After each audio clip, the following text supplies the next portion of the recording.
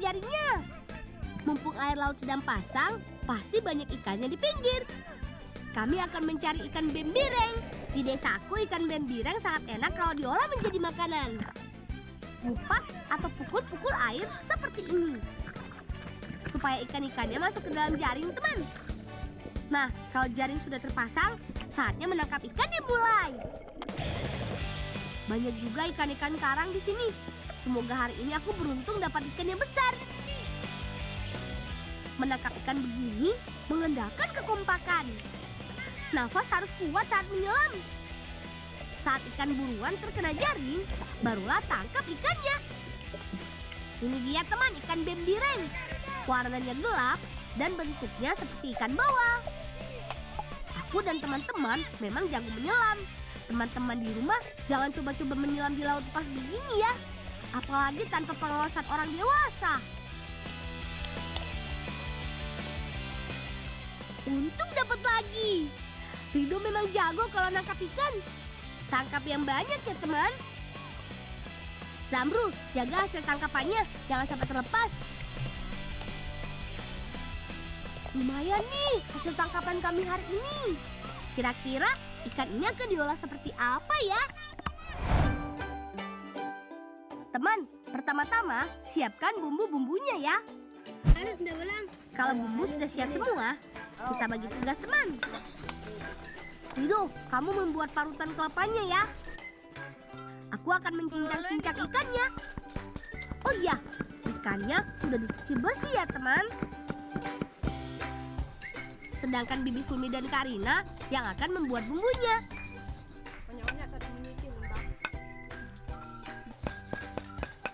Cabai, terasi, kemiri, lengkuas, kunyit, tumbuk sampai benar-benar halus ya. Campurkan kelapa yang sudah diparut dan bumbunya. Aduk sampai warnanya benar-benar berubah ya. Nah, kalau adonan sudah jadi, masukkan ikan yang sudah dicincang. Dan aduk sampai rata. Campur tepung sekedia. Masukkan juga tepungnya. Tumbuk lagi ikan yang sudah dibumbui hingga tekstur benar-benar halus. Terakhir, tinggal tempelkan ke ujung bambu. Oh iya, jangan lupa bersihkan tangan terlebih dahulu ya teman. Ayo Rido, bikin yang banyak ya. Kalau 5-10 sih masih kurang. Sudah banyak nih. Ayo Rido, bakar langsung saja. Aku dan Rido akan menusukkan sate ini ke gedebok pisangnya.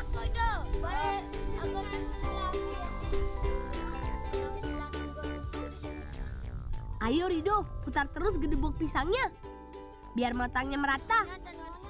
Fahril, Zamrul, jaga terus apinya ya. Jangan sampai mati.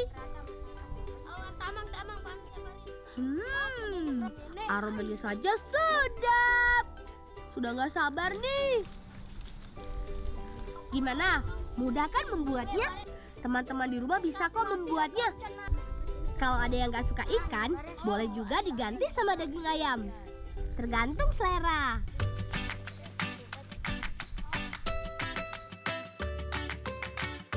Tara! Ini dia, sate pusut. Tunggu apa lagi? Ayo kita makan. Rasanya nikmat, gurih, dan dagingnya empuk. Ikan banyak sekali manfaatnya untuk kita. Selain mencerdaskan otak, juga menyehatkan mata loh. Jadi jangan takut makan ikan ya.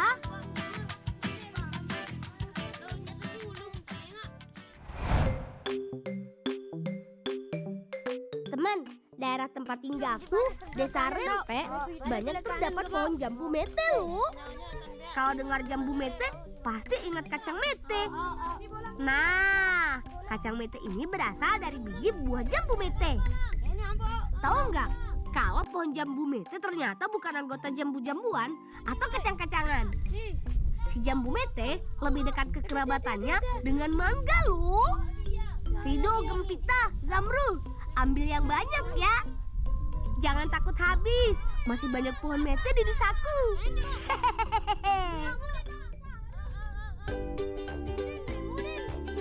Fahril, Henry, Gary, ambil yang di bawah ya. Kumpulkan ke keranjang. Kalau sudah, ayo bergegas.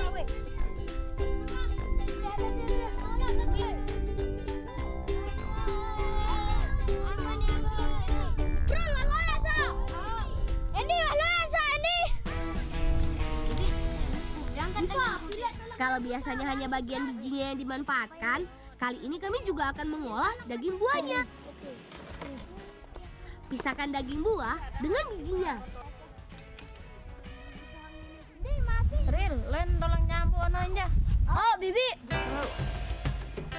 Untuk menghilangkan getah pada biji, harus dijemur dulu.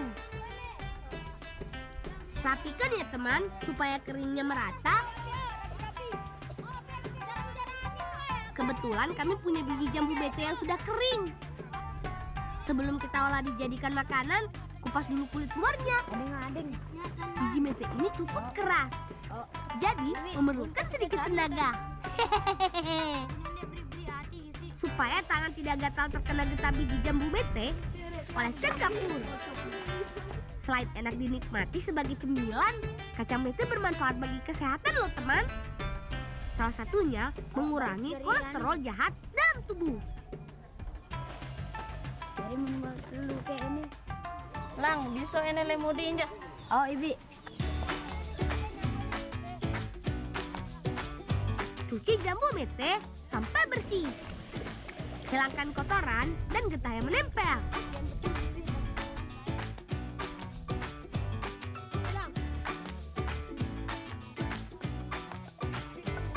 Nah, sekarang saatnya mengolah daging buahnya. Kami akan membuat daging abon jambu mete. Tumbuk daging buah sampai hancur.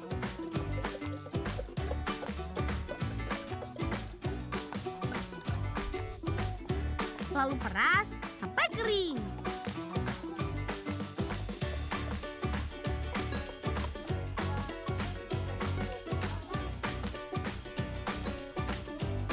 Kalau kandungan airnya sudah keluar semua, pisah-pisahkan daging buahnya seperti ini. Siapkan bumbu balado. Namanya juga sambal balado, pasti pedas dan cabenya banyak. Tumbuk bawang putih dan cabai, terasi, garam, dan gula merah hingga halus.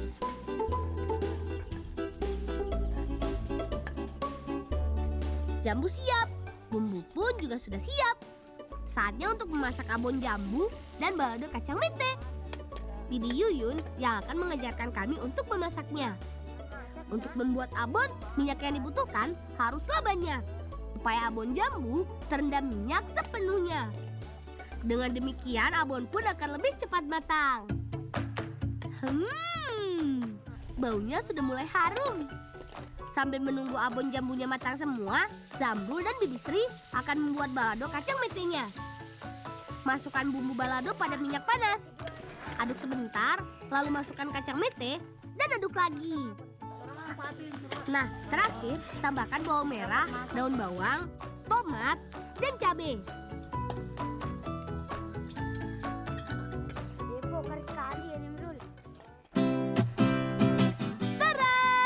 Ini dia abon jambu dan balado kacang mete. Gimana teman-teman di rumah? Mudah kan cara membuatnya?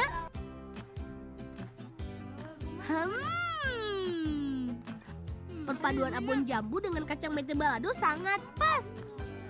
Kalau teman-teman di rumah main ke desaku, jangan lupa mampir ya. Kuajak memetik jambu mete langsung dari pohonnya deh.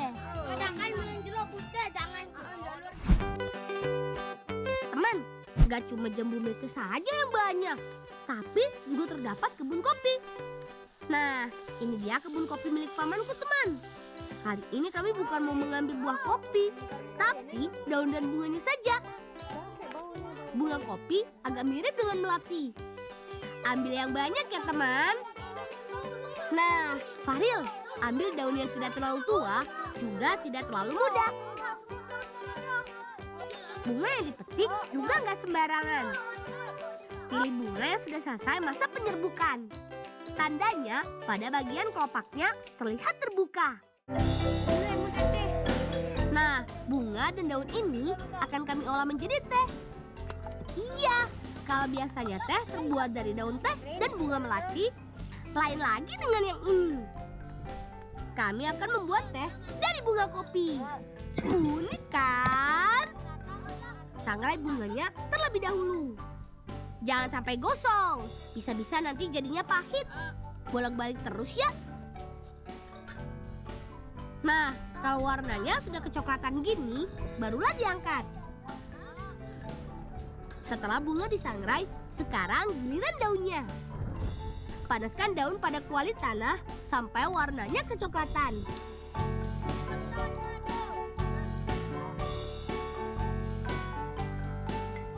Setelah itu, pisahkan dengan tulang daunnya.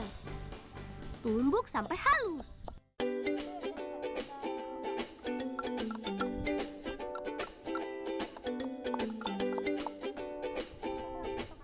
Cara meminumnya sama seperti teh tubur biasa.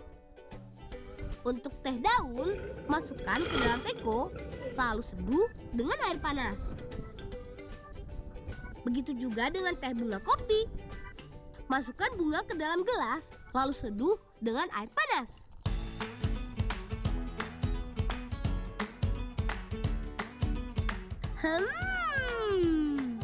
Paling pas memang melepas lelah sambil minum teh daun kopi ini.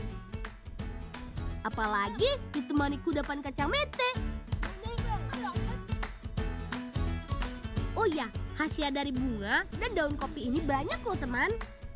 Salah satunya menyehatkan jantung dan mencegah kelelahan. Cocok kan untuk teman-teman yang sedang bertualang? Hehehe.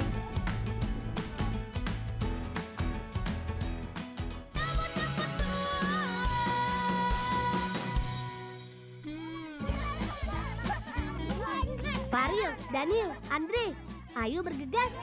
Paman pasti sudah menunggu. Tuh kan, sudah dibilangin harus hati-hati. Dari kume-kume Faril, dari kume-kume kah dulu kau kenang.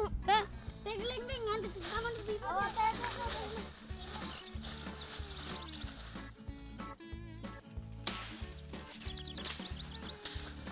Maaf paman terlambat kami. Oh, aku kalang dek kembek. Ini tulungin paman bu kon penyalin. Oh, ternyata kami diminta paman mencari rotan. Yuk, berpencar. Supaya cepat selesai, kita bagi tugas ya. Aku dan Andre akan memotong batang rotannya. Sedangkan Faril dan Daniel bagian memegangi. Tapi jangan menyentuh batangnya langsung ya. Pada batang rotan terdapat banyak duri. Sebelum kita bawa, bersihkan terlebih dahulu duri-durinya.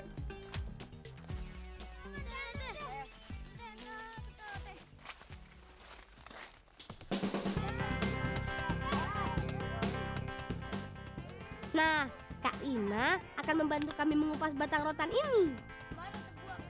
Ini berguna untuk menghilangkan getah pada batang rotan.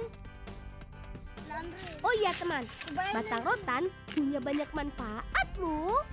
Salah satunya dapat mengatasi penyakit sulit tidur pada anak-anak dan dewasa loh. Faril, Daniel, Andre, kupas yang banyak ya. Oke nih. Ayo semangat.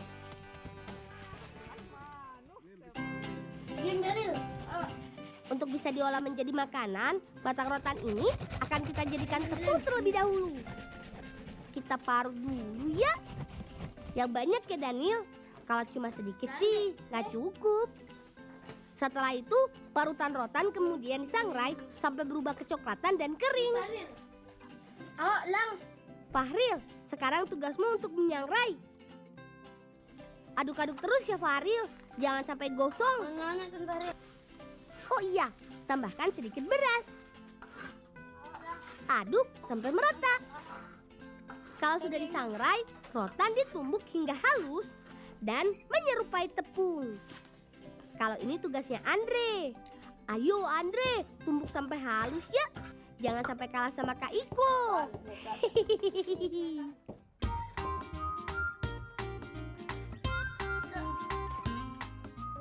Seperti ini jadinya teman, tepung rotan yang sudah ditumbuk.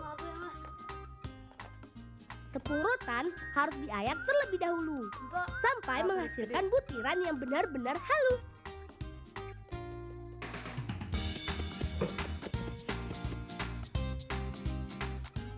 Saatnya membuat adonan. Bibi dan kakakku yang akan membuatnya. Campur tepung rotan dengan tepung ketan.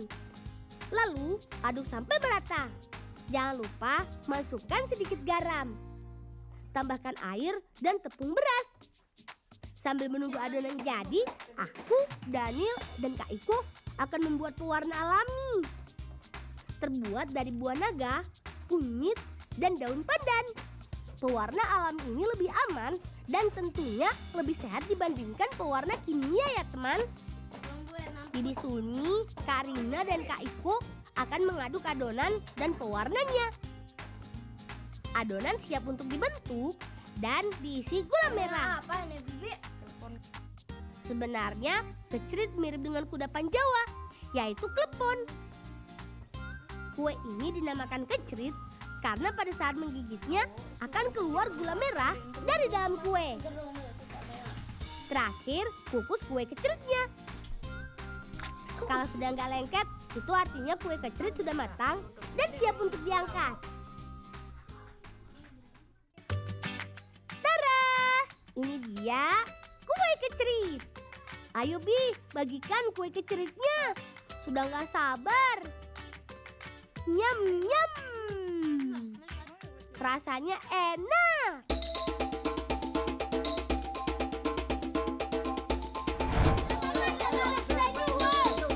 Faril, Daniel, Andre, ayo masukkan kelapanya ke dalam cidomo.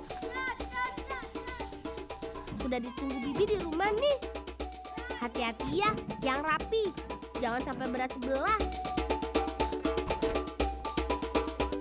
Lang, julenya juang Bibi, bakbon juluku. Baiklah. Teman, di Lombok, Nusa Tenggara Barat, kami biasa menggunakan cidomo sebagai alat transportasi. Cidomo berbentuk kereta penumpang, menggunakan 2 ban mobil dan ditarik seekor kuda. Biasanya, kendaraan ini berkeliling di area wisata atau untuk membawa hasil panen dari kebun. Yeehaw! Larilah yang kencang ya kuda.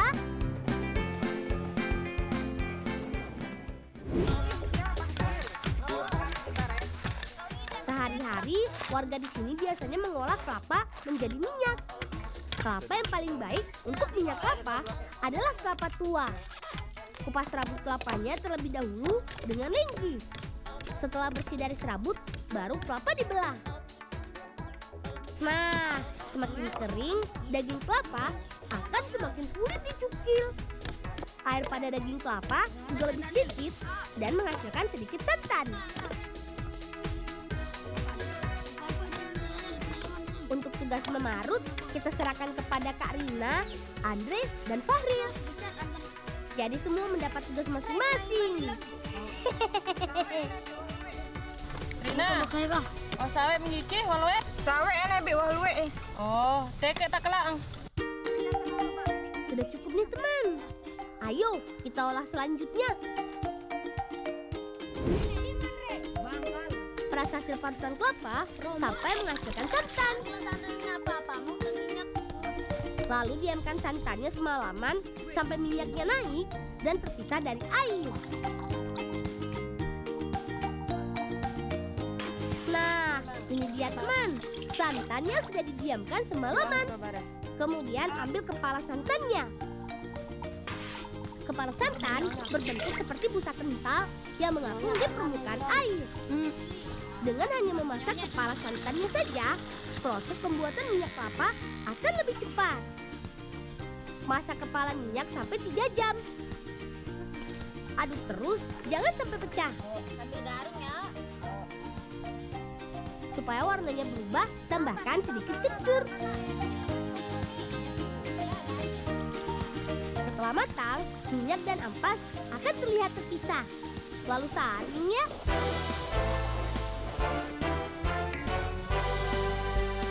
Ampas akan tertinggal di saringan. Sementara minyak akan masuk ke dalam baskom yang sudah disediakan. Ampas minyak kelapa dalam bahasa setempat disebut tai minyak. Ups, bukan kotoran seperti yang kalian bayangkan ya. Ampas minyak ini sering dijadikan bahan tambahan membuat sambal. Dan minyak kelapa murni ini biasa digunakan untuk memasak. Tapi kami bukan untuk memasak saja. Minyak ini juga bisa untuk mengurut badan yang pegal-pegal loh teman.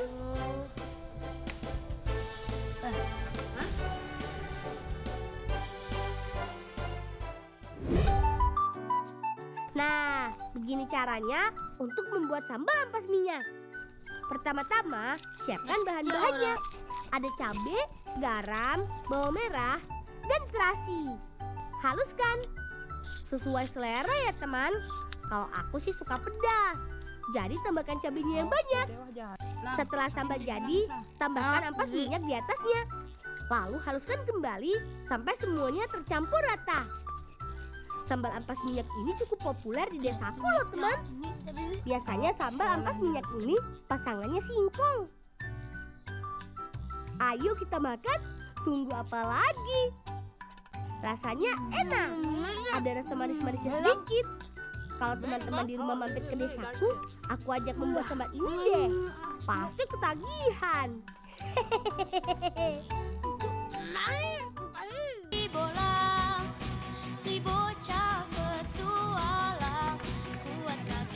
Sampai di sini dulu ya teman, petualangan kita hari ini. Salam cinta anak Indonesia, salam bocah petualang.